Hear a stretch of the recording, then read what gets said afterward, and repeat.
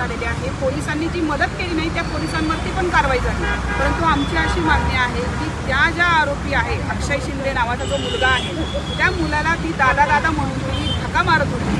रक्षाबंधनाचा कार्यक्रम काल झाला, त्या दादानी तिचं रक्षण करायचं होतं, त्याच दादानी तिचं भक्षण केलं। अशा दादाला फाशीची शिक्षा व्हावी म्हणून आमची ही मागणी आहे की त्याला कोणत्याही परिस्थितीत मोकळं सोडलं गेलं नाही पाहिजे, त्याला फाशीची शिक्षा झाली पाहिजे, फास्ट ट्रॅक खाली त्याचा तो गुन्हा दाखल झाला पाहिजे। खरं तर संपूर्ण महाराष्ट्रामध्ये असे पडसाद उमटतात आहे। आज तुम्ही काळ्या फिती बांधून डोक्याला निषेध व्यक्त करताय, एकंदरीत कसं पाहते या प्रकरणाकडं? जरी तुम्ही सत्तेत असाल तरी म्हणताय तुम्ही की आम्ही ह्याच्या निषेधार्थ आंदोलन करतोय, मुख्यमंत्र्यांकडे काय मागणी असणार आहे? माझी मुख्यमंत्र्यांकडे हीच मागणी आहे की त्या नराधमाला फाशी झाली पाहिजे। आम्ही सत्तेत आहोत, सत्तेत जरी असला तरी ते माणूस म्हणूनच सत्तेमध्ये काम करत असतो, माणसाला सुद्धा भावना असतात, मुख्यमंत्र्यांनाही भावना आहेत, दादांनाही भावना आहेत, त्या भावनेच्या आधारावरतीच त्यांनी त्या कारवाई करायला सांगितलेली आहे।